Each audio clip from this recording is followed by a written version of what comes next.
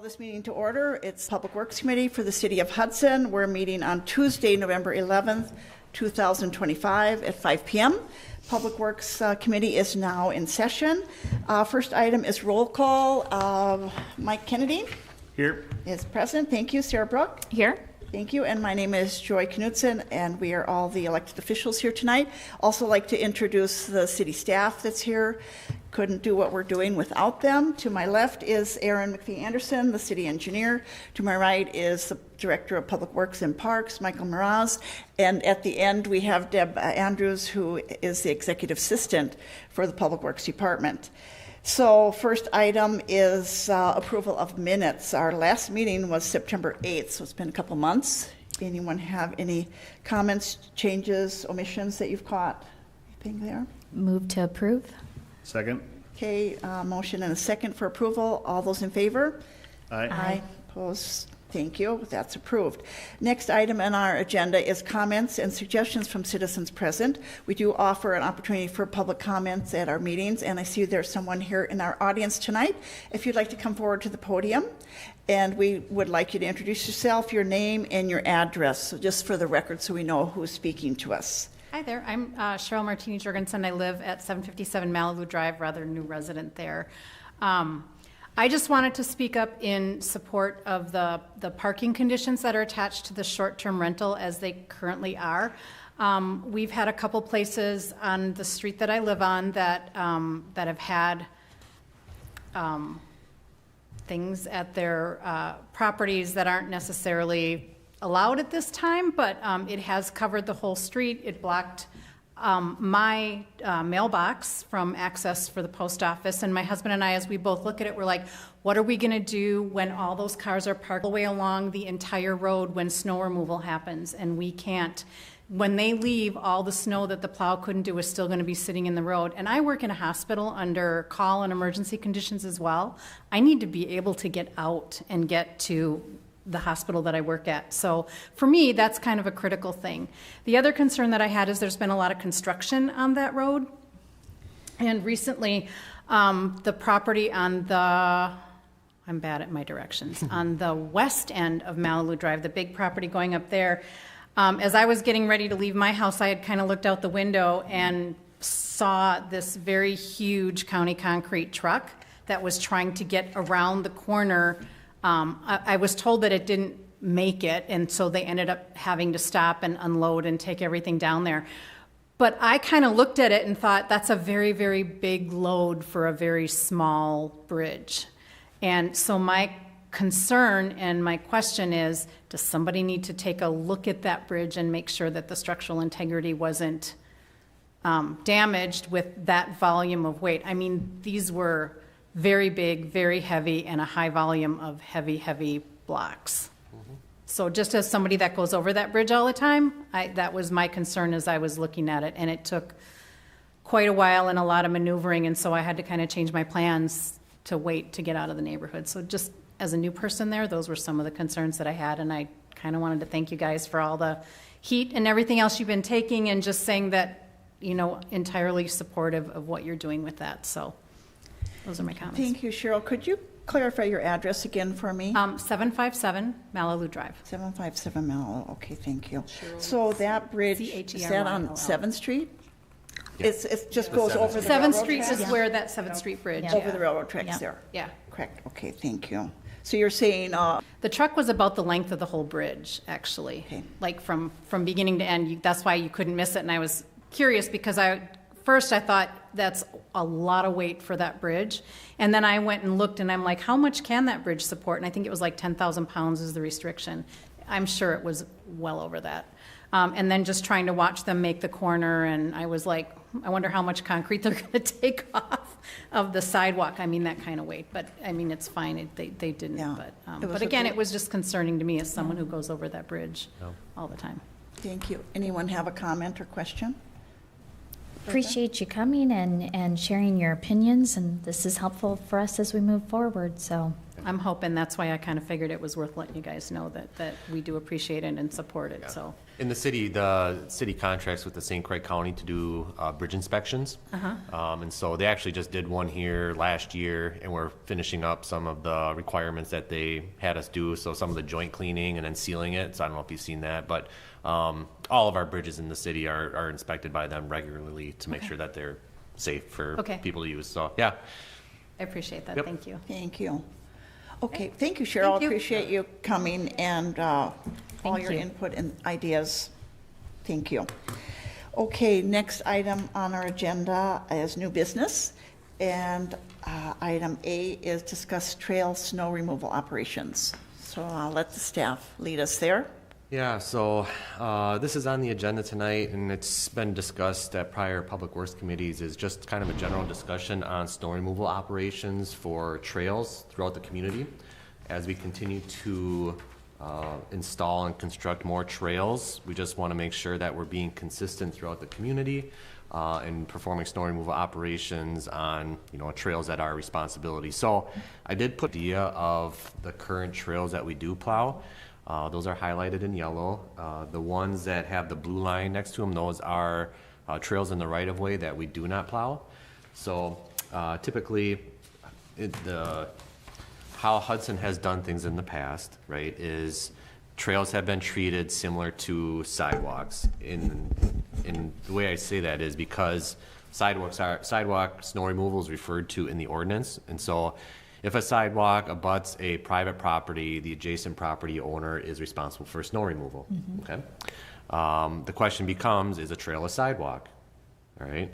So I did reach out to our city attorney, Nick Vivian, to kind of just get his thoughts and clarification on it. And he basically emailed me back. It would have been last week on Thursday. And he just said that, his perspective, trails are not sidewalks. They serve a different purpose. They're more multimodal. They're wider in length. They're a different type of construction material. And he said that normally trails that are being plowed by adjacent property owners or developments are identified in like HOA bylaws or development agreements. So if there's anything in question as far as who's responsible, those documents would be have that information. Sometimes it's in there, sometimes it's not. And so we as a committee and a council and a city and as a whole, because of kind of Nick's recommendation, like sidewalks are not trails and vice versa, that it's probably beneficial for us to address that now and write an ordinance specifically stating whether we want to take them over, whether we want to have the adjacent property owners, maintain them. That's for a discussion as a whole with the council, but it's something that we're going to need to flush out, to say the least, in our ordinances, because right now it's not, as it pertains to snow removal on trails.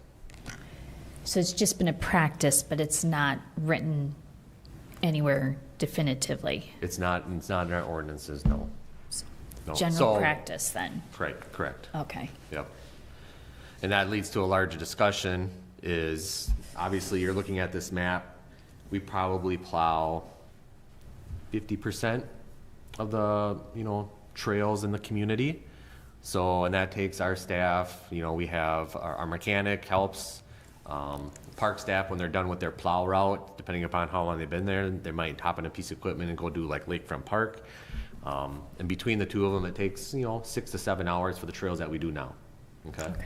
And so if you're 50%, add another 50%, you're looking at about a 12 to 13 hour route in total. As far as equipment goes, we plow with a pickup truck and a plow on some of the wider trails, on some of the more narrow trails. So trails in the community range anywhere from 10 feet wide to 8 feet wide. The larger trails or wider trails are pickup truck.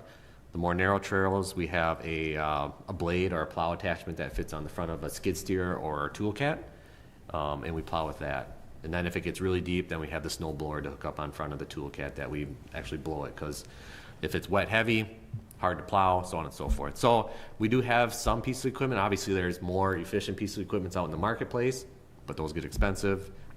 So, like I said, a lot of pieces to the puzzle. Yeah. That's kind of where we're at. So you could get the job done, but having enough staff to do it is Right. part of the issue. Yeah, yeah. And of course, everyone wants theirs done immediately. Why isn't it plowed? It's 8:30 a.m. Yeah. And so I don't know if other council members have received any communication. There's some property owners. I've received communication from one property owner, is actually in Red Cedar Canyon, and speaking specifically about a trail that is adjacent there along Hanley. Correct.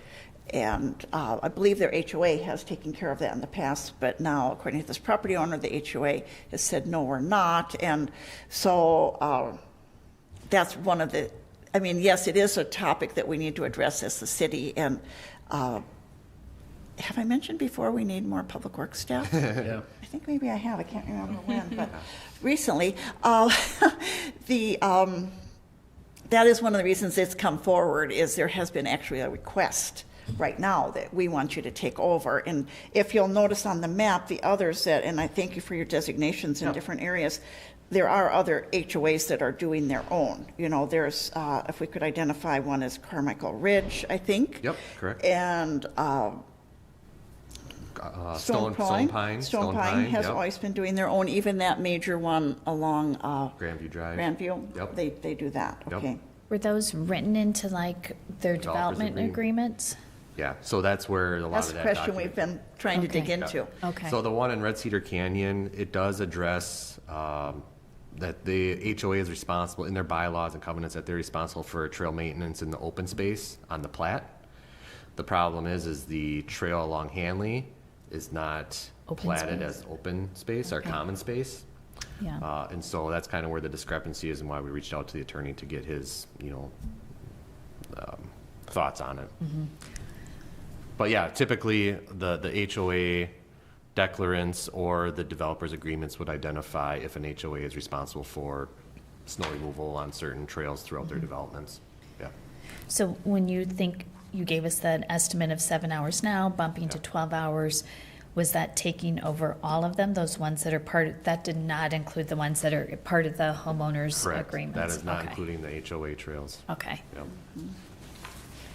Because I don't think those are easily identified in those, documents.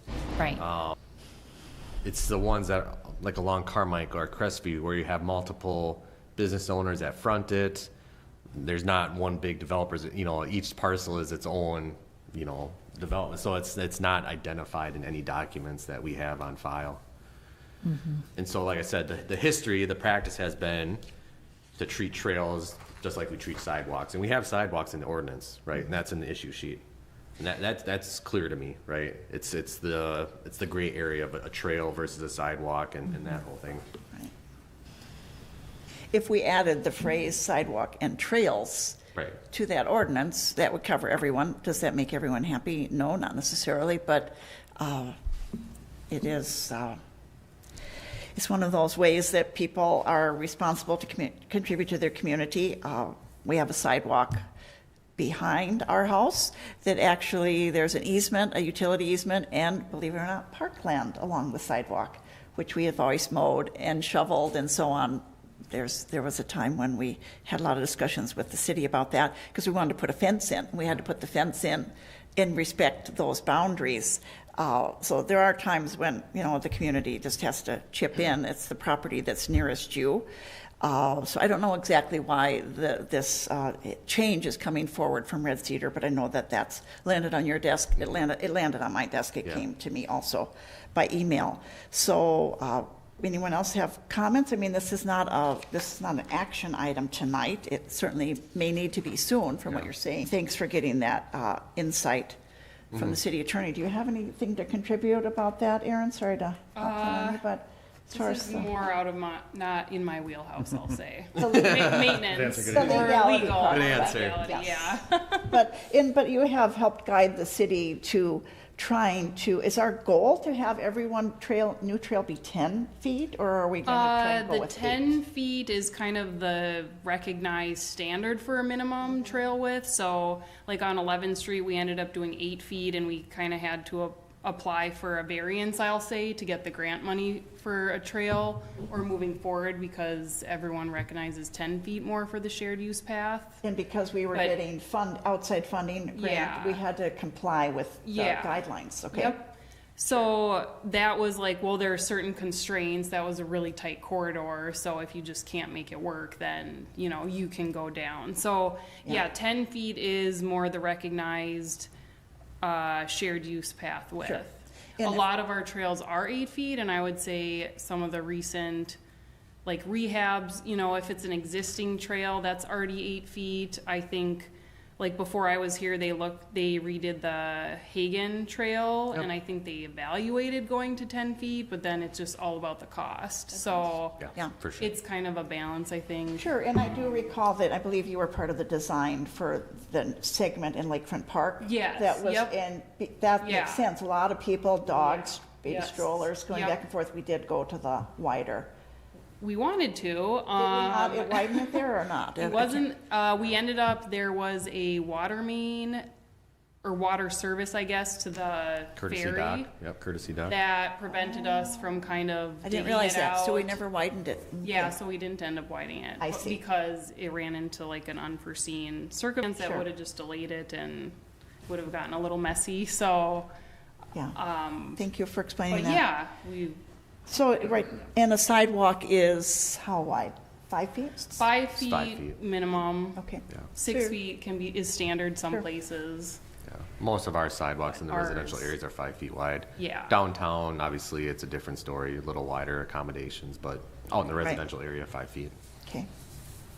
Anyone else have comments here? I'm just kind of getting the information out that the staff has been working on. Yeah, and I have some background knowledge of the particular one on Hanley, because I reside in Red Cedar Canyon also. Like Mike referred to a lot of times, you know, there's a plat, I'll call it a plat, where everything is defined. And like some of these developments, like Red Cedar Canyon, there's trails that we mark as private, residents only. And so, not that you were suggesting that, but those should remain, you know, Yeah. privately maintained.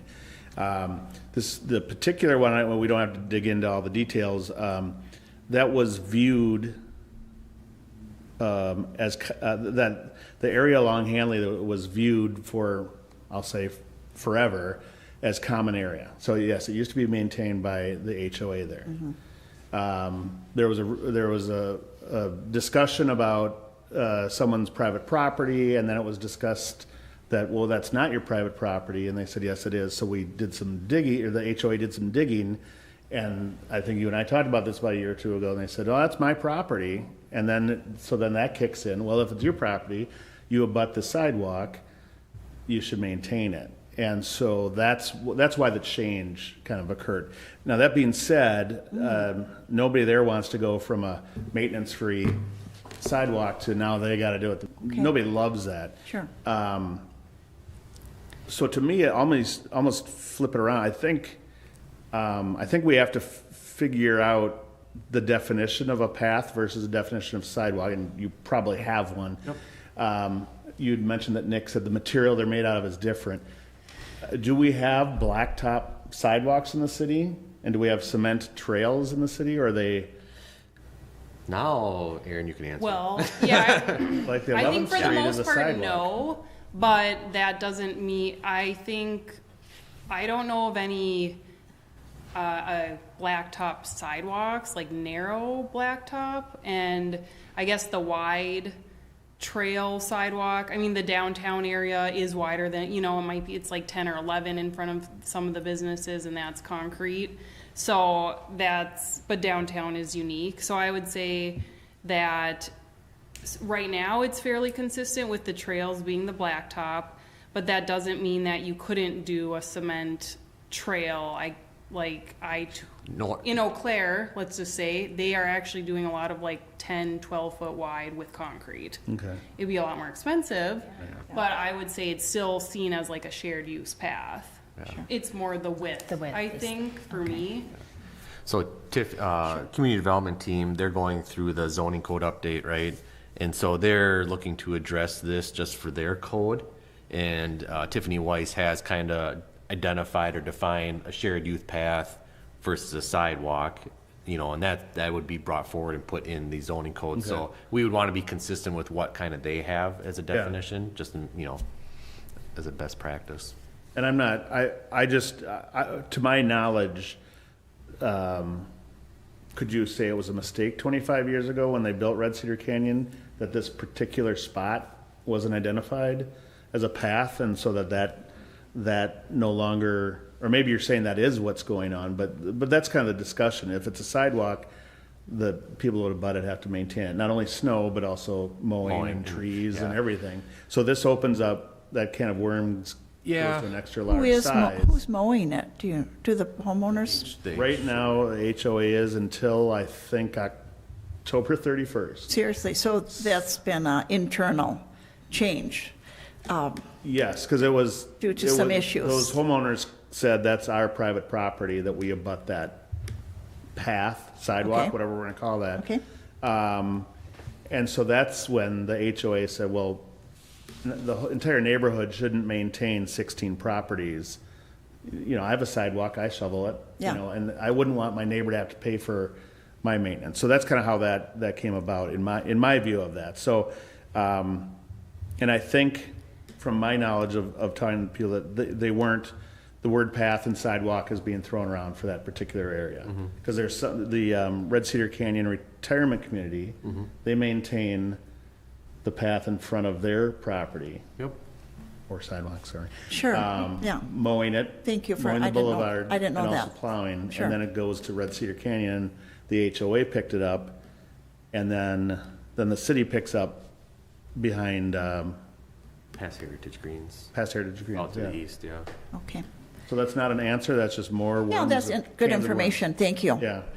And that's interesting that, so that retirement community or the multi-level, Yeah. they operate separately. They're not part of your HOA. That's an independent business.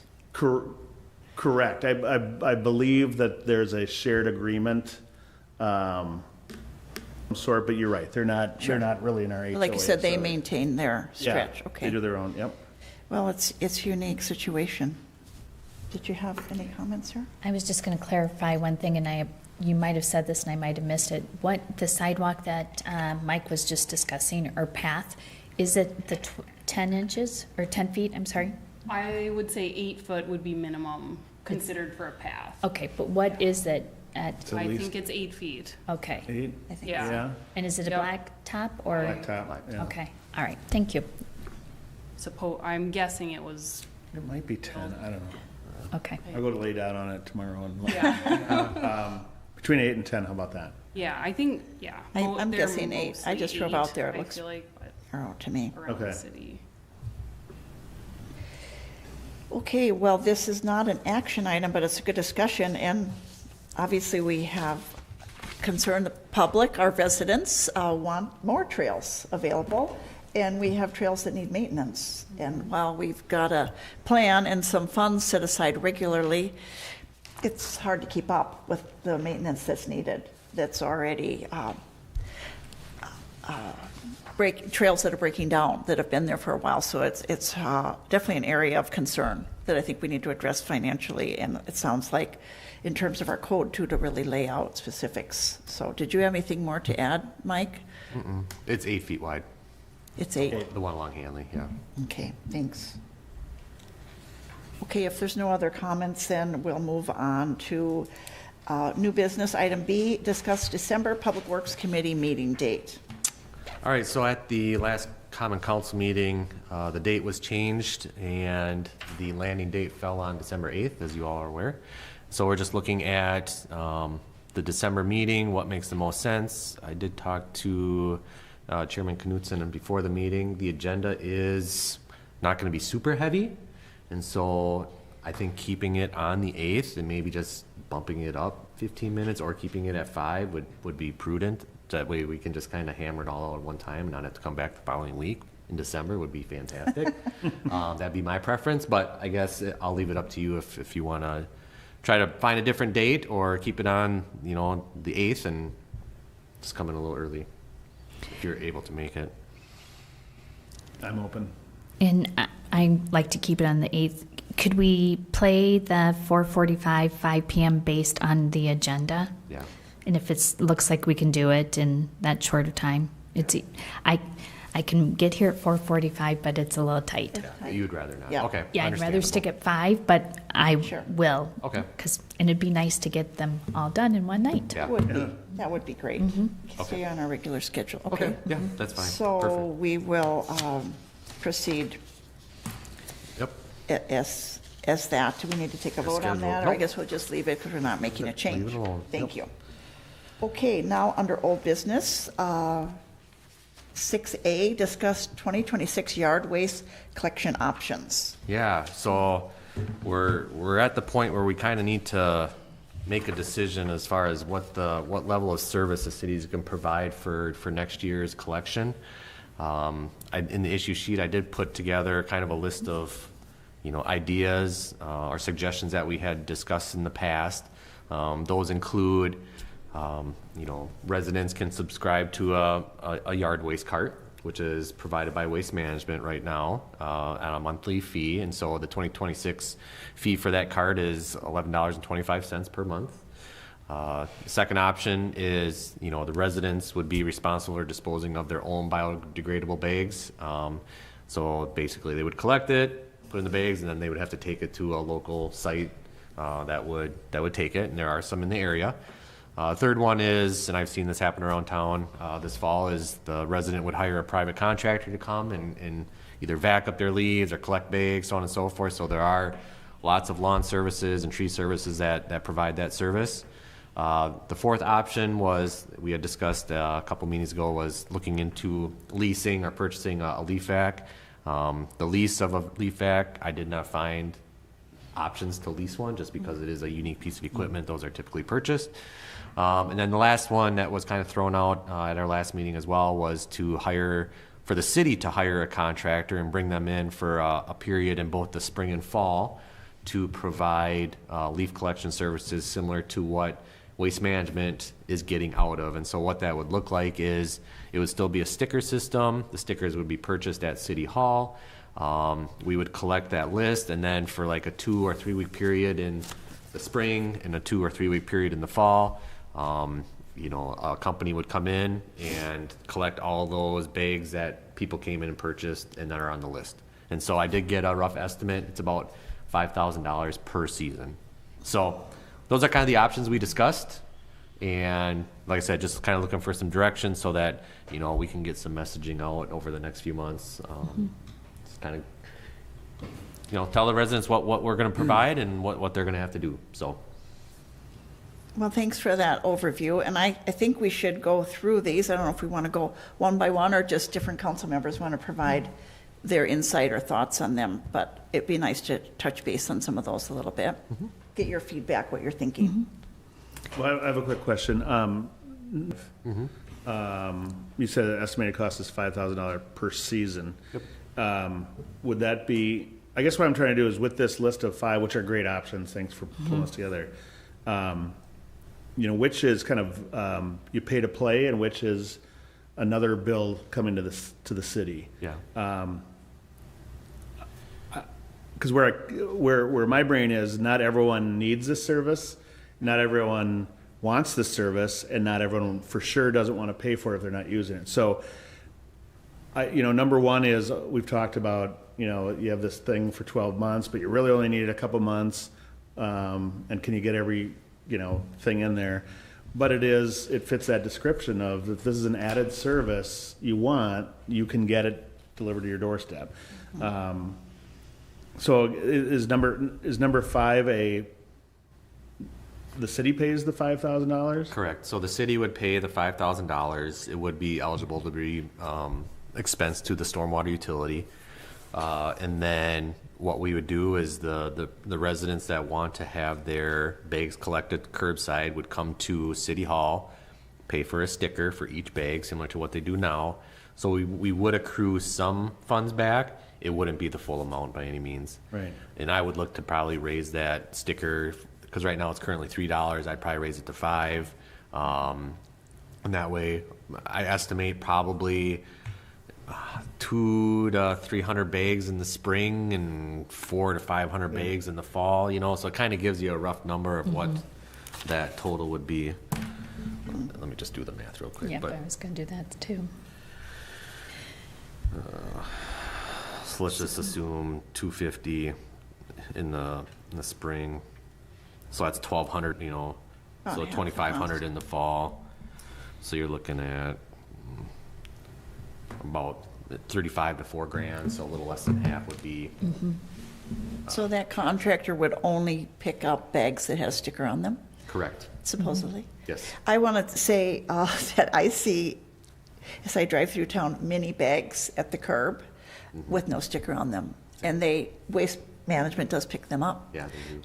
To their credit, I think they just want to, not nickel and dime over that. In fact, I have not used that bag system because I have a cart. And their current system is if you pay for the cart, they will take quite a number of bags in addition. I think Yeah. it may be up to 10, that I just have to set those bags next to the cart. And they take them. So I was surprised to learn, I guess Debbie and I were talking one time about this sticker system, that when people come to you and buy them here at City Hall or at County Market, that their address gets fed into Waste Management so they know to pick those up. So that seems like a lot of Well- extra paperwork and kind of busy work for them. The resident still has to call. Yes, right. So And- there's lots of yeah, phone call yeah. connection, all of Yeah. that seems like a lot Yeah, of work. yeah. I can see why. I mean, Yeah. besides not wanting to have manpower out on the street lifting bags, I think they're trying to automate things. But it's interesting. I mean, that's an extra layer of work to say, I have to call in and would you pick up my bags? Yeah. And then I had to go to City Hall and buy them and all of that. But anyway. But that's helpful. I didn't know that Waste Management, when you have that cart, you can have more bags and they will take those bags. I didn't realize that. They will now, but I don't think they will in the future. I'm clarifying that. Yeah. Okay. Yeah. Okay. Yeah. Right now they will, but again, I think it's all, their goal is for it to be Okay. automated. I'm sure there'll be an occasion where the 'Cause bag that would tips have over their been- That truck. would have been a viable solution then, I think. Right, Yes. exactly. That would have been. The reason why this is so important to me, and I imagine, and it's the same for you, is about protecting the waterway and really talking about algae bloom and what that would mean for us and what that cost would be. So that's really the driving factor. We have to protect our waterways, and it's really impactful in this downtown area, and I think that's where a bulk of the really old trees, beautiful trees, are that deliver a lot of lovely leaves for all the residents to take care of. And I know there's other areas that have big trees too. But to me, that's why this is so important, is protecting that waterway and, our storm water drains and all of that. So, one of the other things I had called, I was kind of curious, like, okay, I'm a resident and I want to hire somebody to come and pick up my leaves for me twice a year. Their rate is roughly $100 an hour per person, is roughly the rate on that. So so that's why I think that $5 is definitely fair per bag. I honestly think, given that price, if we're going to do that service, I think you could go to $6 a bag to try and recoup some more. Right. And whether or not a buck is going to add a difference or not. But that still is going to be considerably less Right. for the Yeah. resident. And maybe some people will, because I know there are some sites, maybe people don't want to pay $60 for 10 bags, because there are sites that will take it for even cheaper than that, right? You Right. can bring a truckload out there for $35, Yeah, you know, if they have a truck. if they have a truck. Yeah. Correct, yeah, there is Yeah. that. Yeah. Or trailer. And what could you estimate in let's say your district, which represents the downtown with so many trees, what would you out 15 to 20 bags that they need picked up every year? I would, That much, or it goes in waves maybe? I know that for us, we have a lot more in it's pretty even. I'd say like where we're at, we have around 15 to 20 bags per season. Okay. So that's Easily average, I'm sure. Yeah. We happen to have a beautiful city park right by us too, that has Yes, some and do the lovely leaves trees. blow down Yes. here? Yard, yeah. Yeah, Yeah. that's the thing about leaves, we get to share them. We don't love the trees. We're happy to do And it. I appreciate your comments about the waterway and the St. Croix River, because for that reason, I object to number 4. I don't think that we should consider that, because the leaf vac system implies that people can rake their leaves out Yeah. into the street. Yeah. Yeah. And some people do that anyway, maybe a little bit, cheating or a lot. It's not something we want to encourage. No, Well, no. hard to ever put that back and say, no, don't do that. Right. Because once people get in the habit, or I'll just sweep it out there and the city will take care of it, then we will have the risk of Right. our stormwater getting backed Absolutely. up, Yep. whatever. So it's good to consider all the options, but it's probably not a good one for us in the future. So anyone else have other comments or input? Any action today? Anyone else have further, or are you suggesting that we'll provide some information? You're going to finalize everything with Waste Management and, Yeah, if you want me to verify the cart plus the extra bags like you've Yeah. done in the Yes. past, and then we can carry this forward to next meeting, and then we We- probably should have an action item Action on then. that on the December meeting. okay. Yeah. I do And- agree. But that'll remove number 4, and then get some more information on the cart subscription, and then we'll go from there. And I know you have spoken in a contractor Yeah. that the city has done a lot of work with. Yeah. Would we need to put that out to bid? I would. For that small, but I you would. would, yeah. Okay. Yeah, I think it's worthwhile. Okay. And you know, would it be too hard for them just to do, if we did it in 1 week, say like, okay, residents, this is your 1 week? Yes, No, yeah, yeah. okay. It's better to, okay. No. I just was trying to think of ways to make it less money. Yeah, yeah, But- I hear you. 2 weeks. That gives people plenty of 2 weekend options to, Yeah, and some, some leaves drop Yeah. in mid-October, some are still hanging on now. And you're like. I want and them then to if we come pass down. up, then we'll get, no, I figure like a good, like the first and second week in November would be collection dates, and then like, I don't know, I didn't really think too much about the spring just because it's not on my forefront, but maybe like the 2 weeks leading up to Memorial Day type of thing. yeah. So that's kind of what I was thinking, just to Okay. kind of give, like you said, a couple Right. weekends. Okay. But Joy, when does the yard waste subscription, when does that start? I think it starts beginning of April, weather April. permitting. Does that sound right, Mike? And it ends in, November 30th? November Yeah. 30, yeah, end of November. Again, weather permitting, if we're under snow, they might not Yeah, correct. pick up then. And would this contractor be willing, I mean, in the cart, I've put small branches and things like that. Would they be willing to take that, or is this going to be leaves only? Are they going to specify? It would be leaves only. They wouldn't yeah. take like garden, people are cleaning their garden out and they've got plants. Yeah, that's a They good, don't want that's, that, I mean. that's a good point. I will bring that up to them, I mean, if it's in that brown bag, right?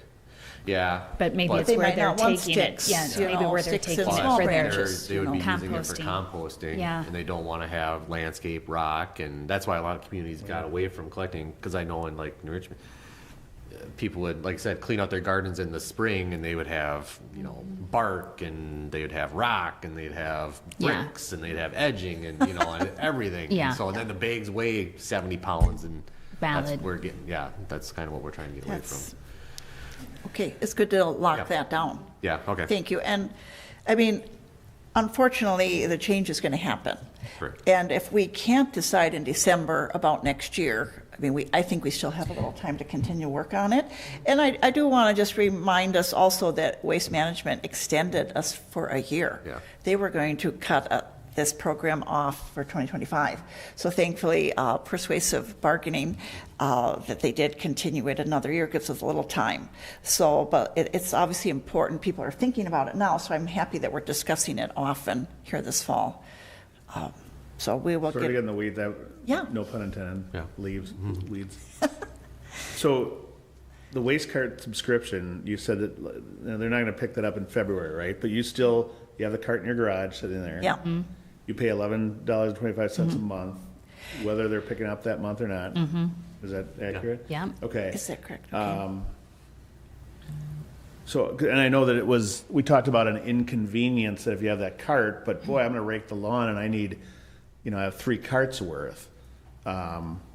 But do they pick up all through the summer too, if that's out there? They do. That's how I use it. I don't garden that much, but we like to be able to throw things in there. And Throughout the season, Throughout yeah. the summer, they pick it But- up. But it's not unheard of that if you say, boy, I'm a guy that has a lot of leaves, I'm gonna have to start picking them up, bagging them, and maybe, throw away a third of my leaves on, this day. And Right. so put the burden back on the homeowner a little bit that's saying, yeah, you gotta do some thinking here, and if it didn't all cram in there, you buy a shredder or something to make it more tightly packed, if you will. But there are options to that. My point is, if there's a handful of people that say, I have too many leaves on that one day that the cart is being picked up, this doesn't work for us. I think there's some flexible ways we can look into that. And like you said, if they would still do a bag, an add-on bag, I don't know if they do that. Or even if you have, like Joy, if she has her cart and 2 bags, does she pay another $5 per bag, and that's enough for the guy to get out of his truck? I don't know. I mean, that's. I did send him a follow-up email just Yeah. to see if Yeah. he had received any information. Okay. It doesn't feel like they should charge extra for the bags because you're paying for that service for 12 months and you're not getting 12 months of service. So it seems like the bag should not be extra. You know what I mean? I'm just saying if, like you said, they're probably looking to automate everything. Yeah, If it's not in the bin, I'm not going to touch it. Yeah. Well, we're trying to say you're going to be there. You have the ability to take leads. They just don't fit in there. Yeah. And I don't think you want to buy 9 bins and store those all year. And park out Not in an the street option. for that. So. And that's interesting that you're breaking it down for a month, which is helpful for the consumer. I think of it as an annual fee. And I think we've paid about $130 for the annual. Yep, that's kind of what. So, yes, you are paying, if you want to break it down by month, then yes, you're right. You're Okay. paying for it when it Come on- sits. How does it come on your invoice? Is it a monthly charge or is it an annual? No, it's an annual. It is. You pay it, and they used to send out a sticker that you would put on. We haven't had one So you have recently. one bill that's really big? Pardon me? You have one bill that's really how big? That's how it has been. Yes, one bill. In the spring, you sign up for the season. In other words, I want Do you this have service. to sign up every year then? Yes, you do have to notify Okay. them. Okay. And I do want to make one other comment too while we're talking. I mentioned, They come, Joy. pardon me? Friday. Fridays. We get it on Friday. Friday they just come. And I remember when I mentioned in a meeting recently at City Council about signing up for alerts. My husband has it on his phone, but he got an email because they didn't come on Friday. They didn't make our neighborhood, and so it was notified, we missed your pickup today for yard waste. We're coming as soon as possible. Well, it ended up Monday, but they did. They did notify, we realize we've missed you. So again, I want to encourage people Yeah, to that's- sign up for those notifications by text or email, because then at least they didn't come. Why? What happened? Are they still coming? And so it allows the homeowner to know what to expect. Yeah, Leave my that's- card out or not. Yeah, that's very And that goes important. for trash and recycling as well. Yeah, So, good but point. Friday is carts. But anyway, Okay. thank you. Good discussion.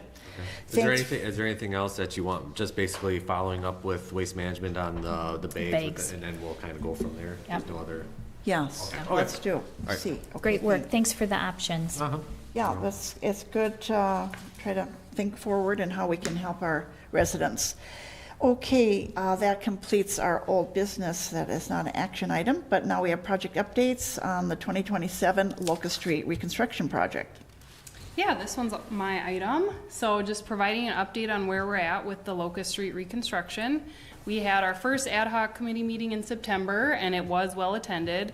There was good discussion, and I think it definitely provided guidance for the alternatives we already created. And we did end up throwing out a concept that converted the angled parking on Locust to parallel parking. So that was one of the concepts out of the 3. And there was just the discussion over having any loss of parking, just kind of, we ended up saying, no, that just shouldn't even be an alternative. So we did end up throwing out that one. So we still kind of narrowed it down to 2-way alternative, kind of coming from Second, going east or west on Locust was still the voted number 1 from the committee members.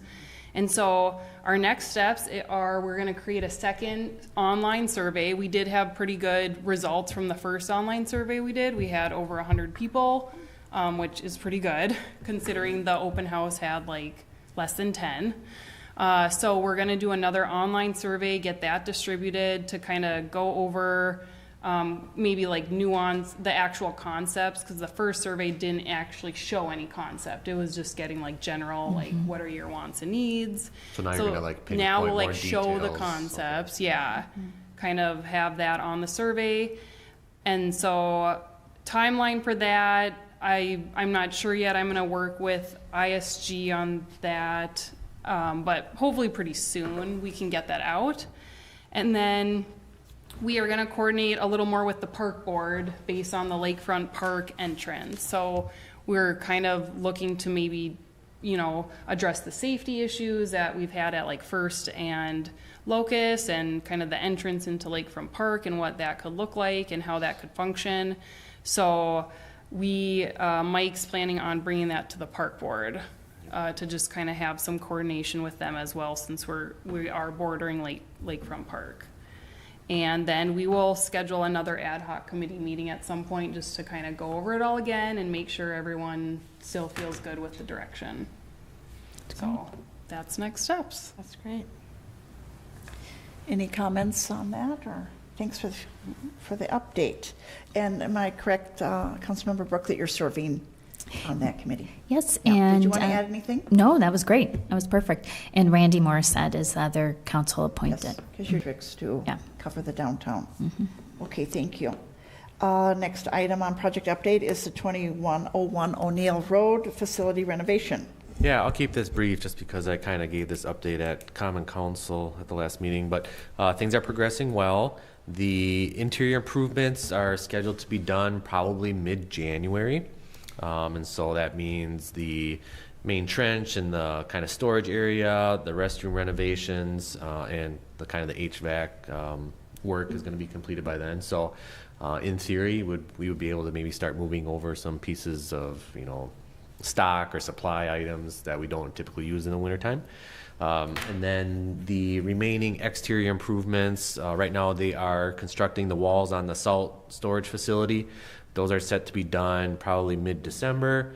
The garage doors on the north end are going in mid-December, but after the walls are poured on the salt storage facility, they'll start actually like framing the structure on top of the concrete wall. So needless to say, that project will last throughout kind of the winter months. And then in the spring, when the ground thaws, they'll complete paving, some of the concrete work, running electrical out to the facilities, out to the gas pump, so on and so forth. So when it's all said and done, probably looking at an April or mid-May completion. So, but like I said, Carl Anderson's been great to work with. I attend weekly meetings there with all the contractors, just make sure everybody's on the same page, answer any questions that anybody has, just because it is a large project and there's some details that you need to cover.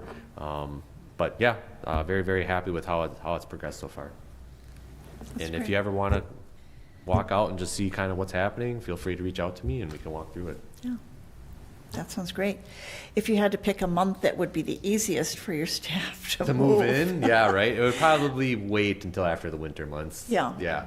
Sure, to get settled. Kind of Okay. that in between, you know, winter, spring, when everything's kind of thawing and everything's messy. That'd be a good time to. There you go. Yeah. Are you and Debbie planning to have your offices there, or? I am playing. It's whether administration lets me go out there full time or not. That's up for discussion. They want you close They at want me hand. here, yeah, for all the exactly. answers. They need Yes. their answers. There Yes. you go. That's great, though. But it's good for you to be out there with your staff. Absolutely. That's And yep. lead and guide them. Perfect. Exactly. Thank you for the update. Any other questions for Michael?